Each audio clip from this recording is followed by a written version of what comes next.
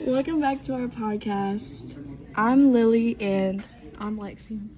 today we're going to be talking about one of the most mysterious and creepy places in the world, the Cecil Hotel, a place filled with strange deaths, rumors, and some truly chilling stories. Cecil Hotel is known for its dark history. It's not just a place where people stay, it's a place where bad things have happened over and over again. We'll get into details, but trust me, it's one of the creepiest stories we covered so far. The Cecil Hotel opened its doors in 1924, and at first it was meant to be a luxury hotel, but things quickly went downhill. By the 50s, the neighborhoods around it, Skid Row, had started to deteriorate, and the once glamorous hotel was now surrounded by crime and poverty. It quickly became a place that wasn't just for tourists or business travelers. It became a place for people with nowhere else to go. And that's where the problems really began. By the 60s, the Cecil wasn't the luxury spot it was meant to be. It became a place where people who were struggling, like addicts and homeless people, came to stay, and that's when the rumor started. That's right, and with the high number of people staying at the hotel in such desperate circumstances, the place became linked to a lot of tragedy. It earned the nickname the Suicide Hotel, with many people taking their own lives there. But the deaths didn't stop there. Over the decades, the hotel became tied to all sorts of bizarre and violent incidents. There were reports of mysterious deaths, disappearances, and just a general sense that something wasn't quite right about the place. One of the most famous stories tied to Cecil is about Richard Ramirez, the Night Stalker. He stayed there while he was killing people in the 1980s. He literally walked the same holes as regular guests. Yeah, that's one of the creepiest parts of Cecil's story. Richard Ramirez, who was responsible for at least 13 murders, was reportedly staying at the hotel during his killing spree in 1985. And what's chilling is he didn't exactly keep a low profile. People who stayed at the hotel during that time said he looked wild, and he didn't make an effort to hide who he was. Some even claimed that he would walk around in his night clothes covered in blood after committing his crimes. The fact that he was able to stay there without raising any suspicion is terrifying, but it also shows how the hotel was a magnet for dangerous individuals.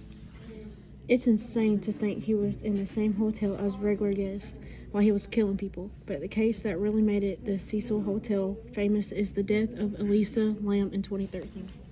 So who was Elisa Lam? Elisa Lam was a 21-year-old Canadian tourist who was traveling solo across the United States. She checked into the Cecil Hotel on January 26, 2013. She was staying there while visiting LA and was last seen by the hotel staff in the elevator just days before she was found dead. Wait, what happened to her? Well, Elisa was last seen on surveillance footage from the hotel's elevator on January 31st. The footage was incredibly eerie. In the video, Elisa enters the elevator, presses some buttons, and then behaves in a very strange way. Almost as if she's hiding from someone or something. She steps in and out of the elevator, gesturing with her hands, looking around, and acting visibly distressed. That video, I've seen it. It's so unsteady, you can tell something off. But we have no idea what it looks like. What it's like. She's trying to escape, but there's nothing really there. Exactly. The elevator door opens and closes, but Elisa never really seems to leave. She disappears from view in the video, and then she's gone. After that, no one knew where she went. She wasn't seen again for days. So, where was she? That's the big question. Elisa's disappearance sparked a massive search, and it wasn't until February 19th, 2013, almost 3 weeks later, that her body was discovered in one of the water tanks on the hotel's roof. The discovery was horrifying. How did they find her? It actually came after guests at the hotel started complaining about low water pressure and strange tasting water. Hotel staff went up to check the water tanks, and that's when they found Elisa's body. People were drinking the water from the tank with her body in it. That's so gross. The tank was sealed, and she was floating inside. That's terrifying, but the weirdest part is how she ended up there in the first place, right? Exactly. The water tank was on the roof, and there were alarms and locked doors that were supposed to prevent people from accessing it. But somehow, Elisa managed to get up there and get into the tank. No one knows how. Say weird. That's so weird. And wasn't there something strange about her behavior leading up to her death too? Yeah, police ruled Elisa's death as accidental, but it didn't explain everything. There was no evidence of foul play or suicide, but the elevator video, the way she was acting, and the fact she ended up in that water tank, it's all unsettling. Some people even suggested she might have been dealing with mental health issues, as she had been diagnosed with bipolar disorder.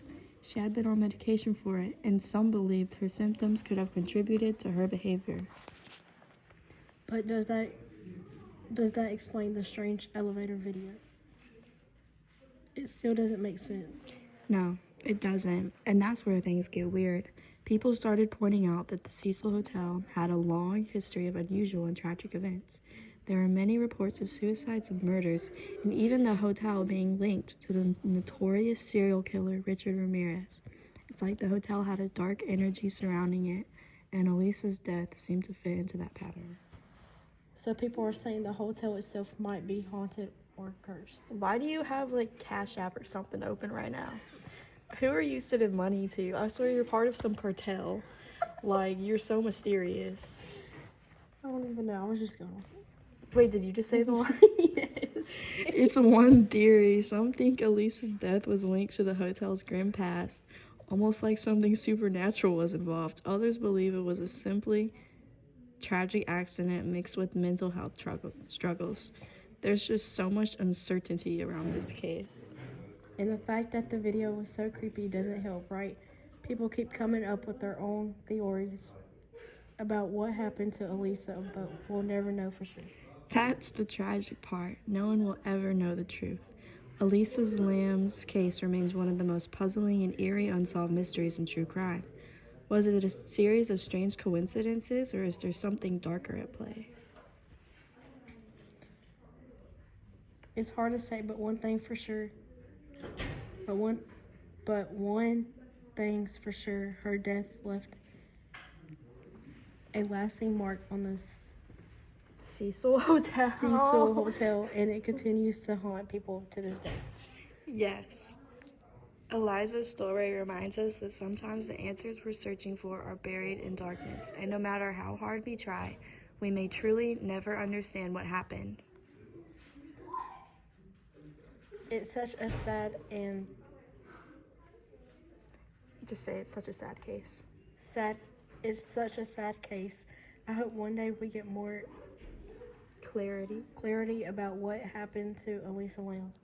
We all do, Lexi. We'll be back next week with another case that's bound to keep you up at night. Until then, keep your eyes open and your mind sharp. The footage of Elisa acting real strange in the elevator is still haunting. She presses button, looks around like she's hiding from someone, but there's no one else on the video. People started wondering, was she running from something, or was something else going on? The elevator video is one of the most unsettling things about this case. Elisa is first seen entering the elevator, pressing multiple buttons, and then doing what looks like an odd dance or jerky movements. She hides in the corner of the elevator, peeks out, and even steps out in the hallway before quickly returning to the elevator. The whole thing feels off. Some people thought she was having a mental breakdown, but what really stands out is the fact that she seemed to be interacting with someone or something that we can't see, and no one else could explain what happened in the elevator. She had no history of mental illness, and her behavior just doesn't match up with any logical explanation. That video gave everyone chills. It's hard to understand what happened there. And then when they found her body weeks later, it was even more confusing. The water tank was locked, so how did she get in there? That's the big question nobody can answer. The tank was on the roof, and the roof was locked with a secure gate. So there was no way Elisa could have just wandered up there. It's hard to believe she could have made it into the tank on her own, especially because it was almost impossible for her to have opened it from the inside.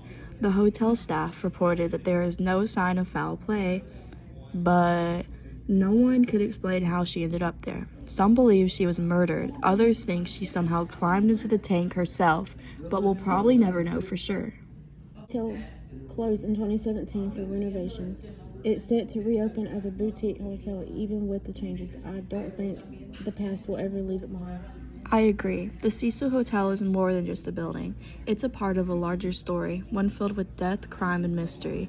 No matter how much the new owners try to change the image, The hotel will always be remembered for what it's seen. It's impossible to forget the haunting history that lies within those walls. It's the kind of place that gets under your skin, the kind of place where you can't help but wonder what's really going on there.